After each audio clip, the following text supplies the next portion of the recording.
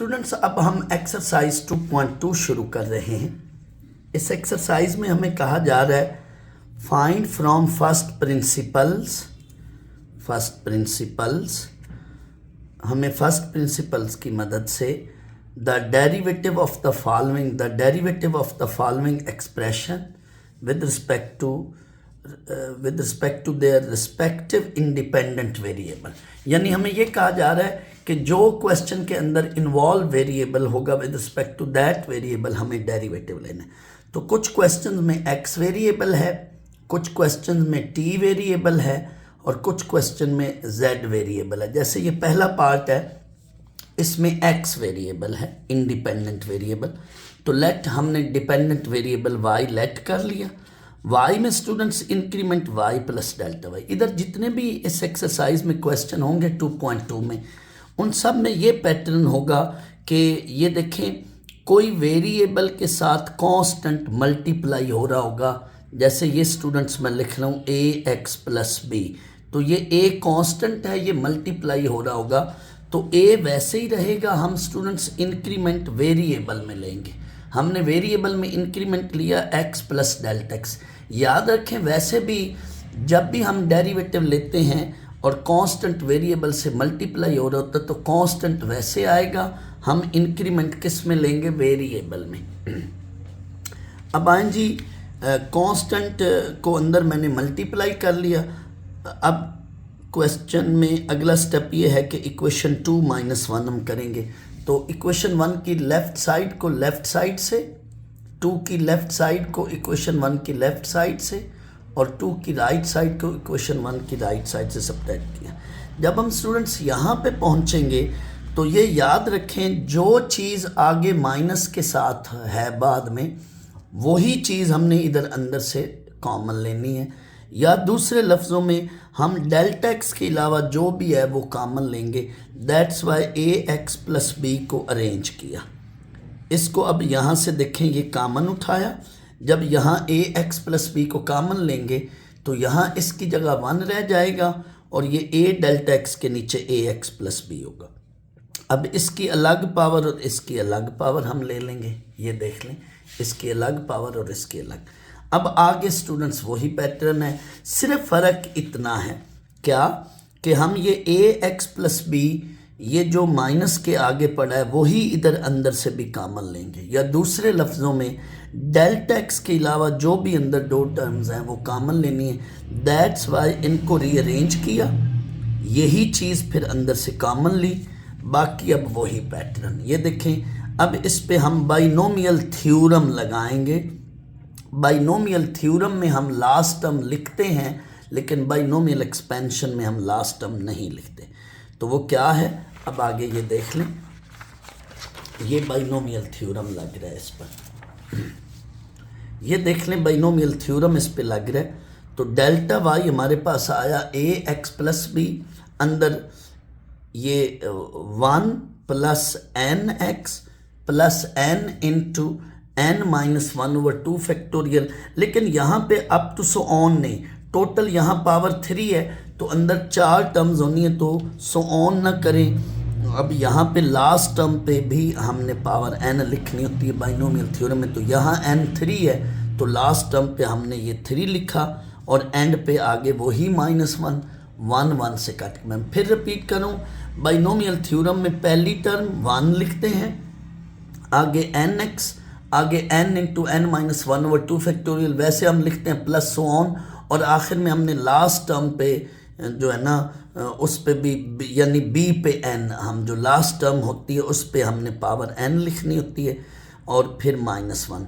ये हमारा ये 1 से 1 कट गया, जो चीज़ बाकी बची है। अब आगे वही पैटर्न हमारा कि dividing by delta X on both side. Students, ये डेल्टा एक्स से दोनों तरफ डिवाइड किया। नेक्स्ट क्या है, taking limit delta X approaches to 0 on both side. अब स्टूडेंट्स आगे हमने क्या करना है, हमने टेकिंग डेल्टा एक्स कॉमन। तो देखिए यहाँ से भी डेल्टा एक्स कॉमन आएगा, यहाँ से भी डेल्टा एक्स कॉमन आएगा और यहाँ से भी। तो देखें डेल्टा एक्स जब कॉमन लिया तो ये हमारे पास इधर ये टर्म बची। ये हमारे पास स्टूडेंट्स एक डेल्टा एक्स की पावर 2 थी ना ऊपर, तो कॉमन लेने से 1 पावर रहेगी, और यहाँ क्यूब था तो यहाँ हमारे पास पावर 2 रहेगी, ये कट गया। अब delta X approaches to 0 limit put करेंगे तो जस्ट हमारे पास ये अंदर फर्स्ट टर्म बचेगी, बाकी सारी टर्म 0 में। सिर्फ इसमें बाइनोमियल थ्योरम लगाने की वजह से ये आखिर में हमने x की पावर n कह लें या b की पावर a प्लस b होते ना, तो x की पावर n कह लें, तो यहाँ पे ये x की जगह ये क्यूब है n, तो ये हमने लिख ली।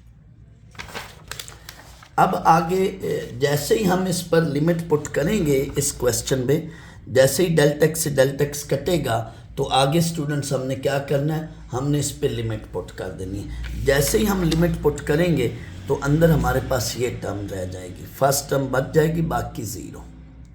अब ये अंदर मल्टीप्लाई होगा, ऊपर 3a के साथ आएगा, नीचे ax है, ax की ये 1 पावर ऊपर जाके -1 हो जाएगी, ये हमारे पास 1 पावर है, ये ऊपर जाके 3 - 1 कर लेंगे, तो रिमेनिंग जो है ना हमारे पास ये आंसर आ जाएगा। पार्ट 2 है, इसमें पिछले क्वेश्चन में ax था, यहाँ 2x है, बाकी वही पैटर्न है। पावर 5 है तो इस पे भी हम बाइनोमियल थ्योरम लगाएंगे, 2 वैसे और इंक्रीमेंट x में increment x plus delta x, और लेफ्ट पर y है, y में इंक्रीमेंट y प्लस डेल्टा। हमने अब 2 को अंदर मल्टीप्लाई कर लिया और नेक्स्ट 2 इक्वेशन -1 करेंगे तो ये देखें हमारे पास ये डेल्टा y बच गया इधर ही। अब वही बात क्या कि जो यहाँ पे वैल्यू है वही हमने इधर अंदर रीअरेंज करनी है। 2x + 3 को इकट्ठा किया, 2x + 3 कॉमन लेंगे तो ये डेल्टा x के अलावा जो भी है वो कॉमन लेंगे, तो ये चीज़ जब कॉमन लेंगे तो यहाँ 1 बचेगा और ये 2 डेल्टा x। स्टूडेंट्स मैं एक बात बताता चलूँ, पिछले पार्ट में भी ये देखें, यहाँ पे जब हम इंक्रीमेंट लेंगे तो ये इंक्रीमेंट लेने के बाद ये a के साथ अंदर x + डेल्टा x है तो a अंदर मल्टीप्लाई कर जाएगा। सिमिलरली यहाँ पे भी यही काम किया है, जब हमने इंक्रीमेंट लेना है तो ये 2 अंदर मल्टीप्लाई कर जाएगा और 2x + 3 हम अरेंज करेंगे। हमने वो टर्म अरेंज इधर ब्रैकेट में करनी है जो इधर माइनस के साथ है, और उसी को हमने कॉमन लेना, या दूसरे लफ्ज़ों में डेल्टा x के अलावा जो भी अंदर टर्म है वो हमने कॉमन लेना। ये देखें जी, हम जैसे ये बाहर इसको कॉमन लाएंगे तो ये देखें ये थ्रू आउट कॉमन लेंगे तो ये पावर 5 है, तो हमने इस पे बाइनोमियल थ्योरम लगाना है।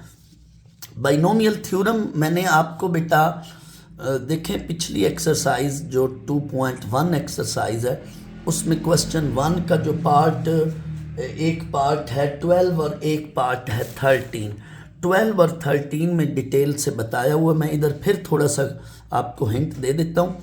बाइनोमियल थ्योरम में हम क्या करते हैं, हम शुरू में 1 लिखते हैं, ये है बाइनोमियल एक्सपेंशन की तरह। शुरू में हम 1 लिखते हैं, आगे nx + n × n-1/2 फैक्टोरियल, साथ x² up to so on, आखिर में हम इधर x पावर n लिखते हैं। तो यहाँ पे ये हमारा सारा x के तौर पर यूज़ होगा, तो x पावर हमने 5 लिख ली, n पावर या n जो है वो 5 है। तो ये सिर्फ इतना फ़र्क है। अगर ये बाइनोमियल एक्सपेंशन होती जो कि हम पावर नेगेटिव या फ्रैक्शन में होती है तब यूज़ करते हैं, तो उस वक़्त हम सो ऑन करके आखिर में कुछ नहीं लिखते, और ये -1 तो हर सवाल में आ रहा होता है। लेकिन बाइनोमियल थ्योरम में हम क्या करते हैं, ये इतना फ़र्क है, 1 + nx + n × n-1/2 factorial x² up to so on, आखिर में हम x पावर n लिखते हैं। तो यहाँ n 5 है तो ये हमारा x पावर आखिर में 5 के तौर पर ये यूज़ हो रहा है, और ये x यूज़ हो रहा है हमारा x बनकर, तो आखिर में ये -1 इससे कट गया। रिमेनिंग जो चीज़ बची उस पे आगे वही pattern, dividing by delta x on both side and taking limit delta x approaches to 0। जैसे ही हम ये स्टेप करेंगे इसके बाद अब आगे क्या करेंगे, हम taking delta x common. Students delta x common लिया, डेल्टा x से डेल्टा x काट देंगे। अब आगे हम क्या करेंगे, हम लिमिट पुट कर देंगे। जैसे ही हम इस पर लिमिट पुट करेंगे हमारे पास स्टूडेंट्स ये चीज़ बच जाएगी, अंदर फर्स्ट टर्म बचेगी, बाकी सब 0। और इसको आगे बेटा मल्टीप्लाई कर लो, ये नीचे 2x + 3 है, ये ऊपर जाके पावर जो है ये 5 - 1 रह जाएगी, और ये हमारा आंसर आ गया। अब स्टूडेंट्स ये टी वाला थर्ड पार्ट है, तो टी में इंक्रीमेंट जो होगा वो टी प्लस डेल्टा टी है। इक्वेशन 2 - 1 करेंगे आगे, फिर वही बात, ये t3 को अंदर मल्टीप्लाई कर लिया मैंने, और ये हमने जो चीज़ यहाँ पर है वही अंदर से अरेंज करके कॉमन लेनी है। इसके बाद स्टूडेंट्स हमारे पास ये चीज़ रहेगी, यहाँ पे हमने अब आगे सारा वही पैटर्न है हमारे पास, ये बन गई वैल्यू। आगे हमने कॉमन लिया नेक्स्ट, तो यहाँ पे बाइनोमियल एक्सपेंशन लगेगी क्योंकि पावर -2 है। जब बाइनोमियल एक्सपेंशन आप लगाएंगे इस पर, तो वो क्या है 1 + nx + n × n-1/2 factorial x के अप टू सो ऑन, ये आखिर में -1 और ये 1 कट जाएगा। जो रिमेनिंग चीज़ बची है, पहले हम डिवाइडिंग बाई डेल्टा एक्स करते थे, लेकिन अब टी इंडिपेंडेंट वेरिएबल है तो dividing by delta T on both sides, ये चीज़ रह गई। और इसके बाद आगे हम क्या करेंगे, taking limit delta T approaches to 0 on both side. आगे फिर वही बात, हमने क्या करना है, अंदर से डेल्टा टी कॉमन उठाना है, डेल्टा टी से डेल्टा टी कट जाएगा, और जैसे ही हम इसमें लिमिट पुट करेंगे तो हमारे पास डेल्टा टी 0 पुट करेंगे तो हमारे पास सिर्फ अंदर फर्स्ट टर्म बचेगी, बाकी सारा 0। बिल्कुल स्टूडेंट्स वही पैटर्न है। तो ये फोर्थ पार्ट वेरी सिंपल है, ये खुद कर लेना। अब स्टूडेंट्स इस एक्सरसाइज का ये हमारे पास लास्ट पार्ट है, 1/az - b होल पावर 7 पाँचवा पार्ट। लेट इसको y किया, ऊपर ले जाकर पावर -7 किया। अब यहाँ पिछले पार्ट में t था तो t + डेल्टा t, इसमें z है तो लेफ्ट पे y + डेल्टा y, और z में इंक्रीमेंट z + डेल्टा। हर क्वेश्चन में हम यहाँ पे आकर इंक्रीमेंट लेने के बाद इस वेरिएबल को अंदर इस कांस्टेंट को अंदर मल्टीप्लाई कर लेते हैं। अब हमने रीअरेंज करना है कौन सी टर्म्स को, 2 - 1 के बाद रीअरेंज करना है। जो स्टूडेंट्स ये टर्म है ना माइनस के बाद, वही अंदर से भी रीअरेंज करनी है। दैट्स वाई हमने az - b को रीअरेंज किया, ये az - b। अब हमने ये अंदर से कॉमन उठाई वैल्यू, तो ये यहाँ 1 बचा, और a डेल्टा z/az - b।